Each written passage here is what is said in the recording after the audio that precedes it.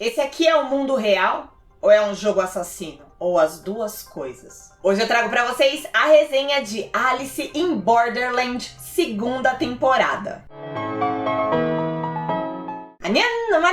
Alô pessoas, tudo bom com vocês? Meu nome é Manu Gerino e hoje a gente vai de Alice in Borderland 2, dorama original da Netflix, 8 episódios, dorama com o bem redondinho porque é dorama japonês. Essa segunda temporada entrou no ar no dia 22 de dezembro, quinta-feira. Eu maratonei no mesmo dia, mas a resenha tá saindo só hoje porque a gente tá numa época do ano meio complicadinha, né? É um monte de novidade, um monte de lista nova pra sair, teve Natal, teve Ano Novo, aquela loucura. Inclusive esse roteiro aqui eu escrevi no dia 23 de dezembro, quando Alice in Borderland estava no segundo lugar do top 10. Eu acho que ele já saiu do top 10 agora. Vai fazer o que, né? É a vida. A resenha tá valendo a qualquer momento porque o dorama não deixou de ser incrível. Ima wa no Kuni no Arisu, ou Alice in Borderland, é um dorama de 2020. 2 anos e 12 dias depois,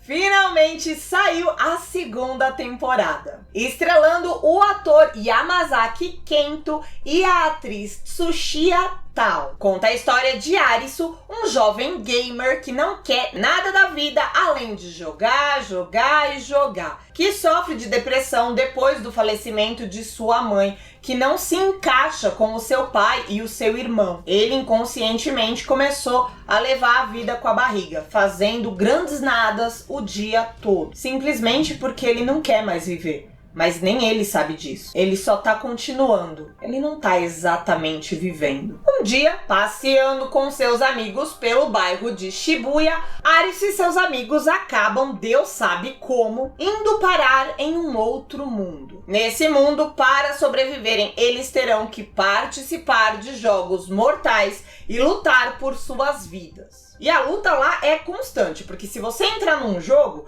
a sua vida tá em risco até o jogo acabar e você vencer. Se você entrar e perder o jogo, aí também perde a vida. E se você se recusar a jogar, dali uns dias, um raio vai cair do céu e vai te partir no meio e você vai morrer. Afinal de contas, você desistiu de jogar. Pois é, jogar em Borderland é viver. Isso é só uma pincelada mesmo. Se você tá atrás de uma resenha detalhada da primeira temporada de Alice in Borderland, já tem esse vídeo aqui no canal. Vou deixar ele na descrição e aqui em cima nos cards, se for seu caso de querer ver essa resenha primeiro. Vai lá, porque senão, se eu contar tudo aqui de novo, vai ficar repetitivo e ninguém gosta. Nesse vídeo aqui, a gente vai só de segunda temporada. A resenha vai ser dividida em duas partes, sem spoiler e com spoiler. Mas é claro que é sem spoiler da segunda temporada, né? Com todos os spoilers da primeira temporada, pelo amor de Deus. E sim, precisa ver a primeira temporada para poder ver a segunda temporada, senão você não vai entender nada. Então vamos lá, a segunda temporada começa exatamente quando eles chegam de volta no bairro de Shibuya e agora eles têm que enfrentar os 12 jogos finais, as cartas de valete, dama e rei de cada um dos 4 naipes. Uma coisa que difere da primeira temporada e que eu achei bem mais interessante assim, é que não tem mais ninguém chegando em Borderland agora no momento, do nada. Que era uma coisa que pra mim era muito confusa na primeira temporada. Tinha gente que tava lá há muito tempo e tinha gente que tinha chegado aquele dia. Agora aqui na segunda temporada, todo mundo que tá em Borderland já sabe como os jogos funcionam. E os 12 jogos são 12 chefões, muito mais parecido com a ideia de zerar um jogo. Dentro de cada jogo existe um criador desse jogo, o que ajuda a explicar, inclusive, aqueles operadores de jogos que aparecem mortos no fim da primeira temporada. Agora que a gente sabe que os jogos podem ser criados, dá pra entender que cada um daqueles operadores era um criador. E conforme o jogo deles ia sendo vencido, eles iam morrendo, assim como acontece agora com os chefões. Isso não fica completamente explícito,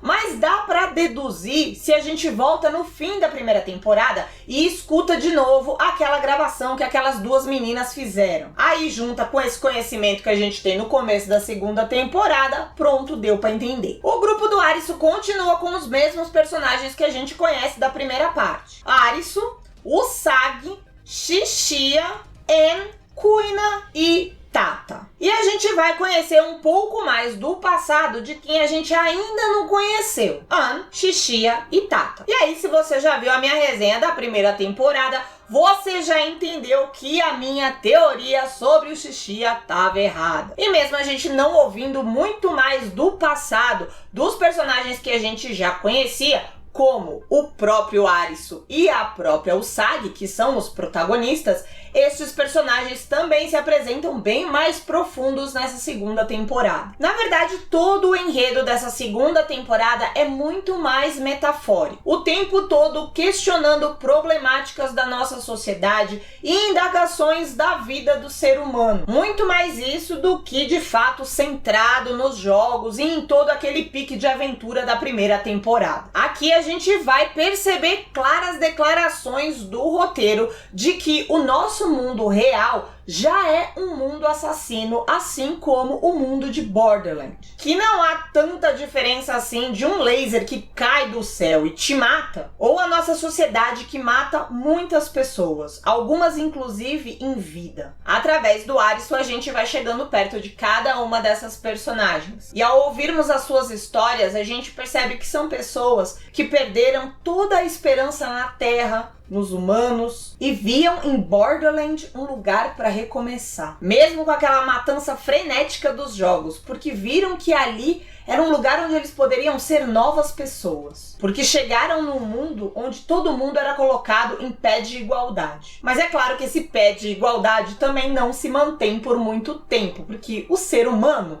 chegando em Borderlands, começa a levar para lá também os seus costumes medonhos de classe, de gênero, de influência, quem pode mais, quem pode menos. O dorama também questiona muito a nossa vida. Por que que nós estamos vivos? O que que faz a gente continuar? E a conclusão é inconclusiva. Pois é, a conclusão do dorama é que não existe certo e errado quando a gente pensa no que nos move a estarmos vivos. Alguns de nós vamos precisar de motivos, outros não. Alguns querem viver ideais, outros só querem um dia de cada vez. Tudo isso é válido desde que a gente seja livre para viver do nosso jeito, sem julgamento alheio, mas sem agredir a vida de ninguém. Desde que todo mundo se respeite, cada um tem o direito de fazer o que quiser com sua vida. Vai me contando aqui nos comentários o que você tá achando dessa resenha. E se você ainda não assistiu Alice in Borderland Parte 2, me conta o que você mais quer ver nessa temporada. E agora vamos pros spoilers? Vamos pros spoilers! Se você não quer ouvir os spoilers da segunda temporada, pula pra esse tempo que tá aqui na tela, que você vai ver uma conclusão e a nota do dorama sem spoiler nenhum.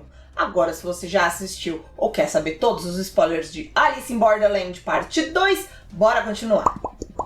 Bom, o primeiro ponto positivo pra mim é o que eu acabei de colocar. É sobre os personagens serem ainda mais profundos na primeira temporada. Deu pra eu falar isso tranquilamente sem colocar spoiler nenhum. Também achei melhor que nessa temporada são 12 jogos, 12 chefões e nem todo mundo precisa jogar todos os jogos. Desde que os 12 chefões sejam vencidos pelas pessoas que foram levadas para Borderlands, fim de jogo. Faz muito mais sentido assim do que na primeira temporada, onde eram vários jogos repetidos, cartas repetidas, ninguém sabia que prédio era, de que naipe, de que número, de que nada. Aquela papagaiada do chapeleiro de juntar todas as cartas até que não estava de tudo errada, porque eles tinham mesmo que ganhar os primeiros 40 jogos para partirem para os próximos 12. Mas se desde o começo tivesse sido essa mesma dinâmica da segunda temporada, eu ia achar melhor. Sobre explicar quem eram aqueles controladores de jogo da primeira temporada, eu acho que explica no momento que a gente conhece os chefões. quando a gente vê que os chefões são os criadores dos jogos. Por isso, se o roteiro fosse meu, eu tinha deixado isso bem mais explícito lá na primeira temporada também, porque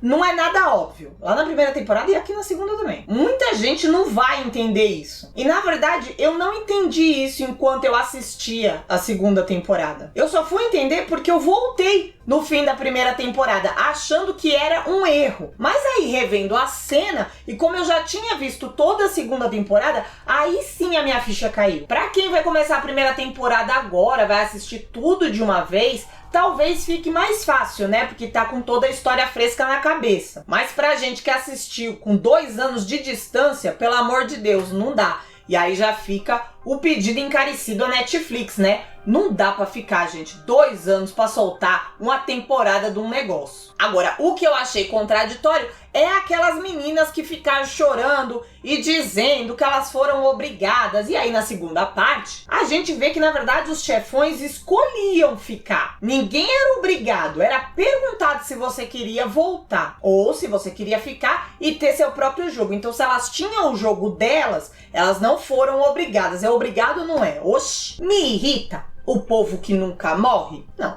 Pelo contrário, eu acho uma palhaçada, eu acho divertido. A gente sempre espera ver o Niragi e o Aguni sobrevivendo. Niragi, depois de cair ali a alturas colossais, ainda pegando fogo. O Aguni, depois de tomar 30 tiros. E agora a gente ainda teve a Akane, nova integrante, que foi metralhada e continuou de pé. Isso é uma rainha. Gosto. Não vou pedir bom senso, pedir verossimilhança num dorama onde cai um raio laser do céu e abre sua cabeça. Não tem a menor possibilidade de eu perder meu tempo me estressando com isso. Sobre o final, o episódio 8 é sim o episódio mais fraco. Mas calma, que o fim da história é bom, faz sentido, fica aqui, não desespera. Ele é sim um tanto mais fraco. O jogo de Rei de Espadas, que é tanto o primeiro quanto o penúltimo, nem jogo é. É só uma matança louca, não tem regra nenhuma, é besta, é bem besta. E aí em seguida vem o jogo da Rainha de Copas. E é chato. O negócio do cricket é muito lerdo. A questão de ser difícil cumprir as 3 rodadas não é assim muito bem explorado, porque deixam tudo para a terceira rodada. E o negócio do sanatório, pelo amor de Deus. Ok, eu entendo que ela tava tentando atrasar o cara, fazer ele desistir, mas pra gente que tava assistindo foi muito chato. Também não tem nenhum motivo que dê pra entender pra que a Usagi se cortou, quase morreu pra ver o Arisu acordar. Foi totalmente aleatório. Eu entendo que o jogo de cricket faz ali uma referência a Alice no País das Maravilhas. Inclusive, eu acho que foi algo que faltou nessa segunda temporada, mais referências a Alice no País das Maravilhas. Mas não sei, gente, tinha que ser de outro jeito. Esse jeito aí ficou muito ruim. E eu entendo, sim, que o negócio do sanatório era pra enrolar, mas assim, ela enrolou antes com outras 2 histórias e foi muito mais ágil e muito mais engraçado. Ela tava tirando sarro da cara dele, dessa necessidade que o Arisu tinha de saber a verdade. Mas o sanatório ficou grande demais. Dava pra ter encurtado aquilo e colocado mais um jogo na série, porque vários jogos só foram ali mencionados. A gente podia ter visto mais um jogo super legal. Mas depois que o jogo de cricket acaba, aí os pontos positivos voltam e a gente vai finalmente para o fim do dorama. E no fim de tudo, Borderland era uma EQM, uma experiência de quase morte. Naquele dia, em Shibuya, um meteoro caiu e o bairro foi quase todo destruído. Uma fatalidade que vem do nada, assim como o mundo de Borderland se mostrou para o Arisu. Sei que não é o tipo de fim que muita gente gosta, mas eu acho que foi um fim muito bem trabalhado. Não é um simples sonho. É uma EQM, ou seja, algo que no nosso mundo real muitas pessoas falam que realmente já experienciaram, quando morreram e foram reanimadas. E ninguém diz que a experiência foi igual à de outra pessoa. Cada pessoa tem a sua própria EQM. E ali eu acho que a gente viu apenas a experiência do Arisu. E faz muito sentido a experiência dele ser daquele jeito, já que ele só joga videogame o dia inteiro. Ele só tem isso na cabeça dele o dia inteiro. E a gente pode manipular o que a gente sonha. Se a gente só pensa em uma coisa o dia inteiro, a gente acaba sonhando com aquilo também quando a gente dorme. Então faz sentido ele entrar em uma EQM e a cabeça dele criar uma história que é baseada no que ele faz o tempo todo. Jogar pela vida dele. A única coisa que eu não gostei muito é que, como os amigos dele realmente faleceram e ele não, e eles jogaram e perderam, e o Aris jogou e ganhou, pode dar a impressão de que eles estão dizendo que uma pessoa que passa por algo assim e não continua viva é porque ela jogou e não venceu. Como se ela não tivesse lutado o suficiente. E eu acho que essa é uma ideia muito pesada, injusta. Porque é claro que uma pessoa que acaba falecendo também estava lutando para sobreviver. Mas todos nós temos a nossa hora. Então é só isso que eu mudaria. Ou eu deixaria viva pessoas que morreram nos jogos. Ou talvez nem mexeria nisso, mas eu não colocaria aquela frase da Akane sobre o Agony, que ele tá lutando para sobreviver. Só pra não dar esse peso. E no fim, a carta do Coringa. Que faz aquele movimento que a gente já viu em várias histórias de aventura fantásticas. Que é o quê? É sonho ou é realidade? Foi mesmo uma EQM? Ou foi tudo real? Não é pra ser respondido, não é pra ter uma próxima temporada pra responder. É o clássico fim de aventura, de que a aventura continua na nossa cabeça. A gente pode acreditar no que a gente quiser. Continuando a frase pra galera que chegou aqui sem ouvir os spoilers ou ouvir do que estamos falando, terceira temporada vai ter? Eu não sei o que acontece com essa geração de dorameiros que quer que tudo seja respondido sempre. E eu nem tô falando de geração de idade, tá? Eu tô falando de geração. Essa época que a gente tá vivendo, parece que as pessoas precisam que tudo seja mastigado. É claro que a gente não vai querer história cheia de buraco, coisa que fica completamente sem explicação, mas gente, a gente também precisa ser ali um consumidor mais ativo do negócio. Tem que deixar de preguiça, imaginar alguma coisa com a cabeça. Parece que tá faltando assim, ler um livro, um mangá, pra gente poder treinar, criar os cenários, criar enredos na nossa cabeça e aceitar que as histórias vão acabar no papel, elas vão acabar na tela e a gente pode continuar imaginando sobre elas. Não precisa todo mundo dar tudo de mão beijada pra gente. Ou seja, eu acho que o final está extremamente fechado, não precisa de terceira temporada nenhuma, mas eu também não trabalho na Netflix, não coloco minha mão no fogo por nenhum original da Netflix. Porque essa gatinha gosta de temporada como ninguém, né? Só tô aqui rezando pra não fazerem besteira. Deixarem a história fechadinha do jeito que ela tá. Alice in Borderland é adaptado de um mangá de mesmo nome, obra de Asoharu, que tá para ser lançado aqui no Brasil pela JBC, mas ainda sem data. Claro que o mangá é bem mais longo, 18 volumes no original japonês, então quando ele for lançado no Brasil a gente ainda vai ter muito mais para conhecer do mundo de Borderland. Nota do dorama, primeiro quero retificar a nota da primeira temporada, vou dar 9,5 pra danada.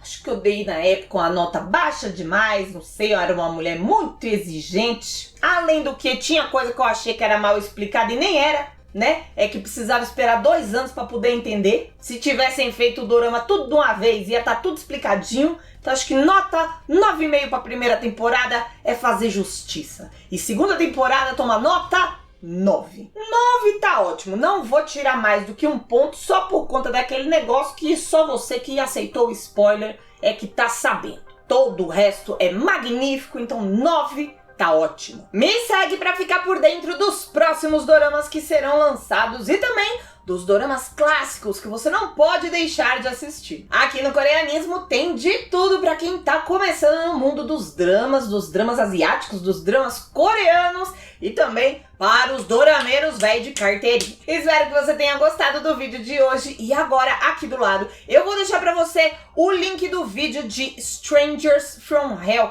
uma resenha de um doraminha menina maluqueto que eu acho que se você gostou de Alice in Borderland, tem tudo pra gostar de Strangers from Hell também. Clica lá e eu te vejo nos próximos vídeos. Nadio Nepoel!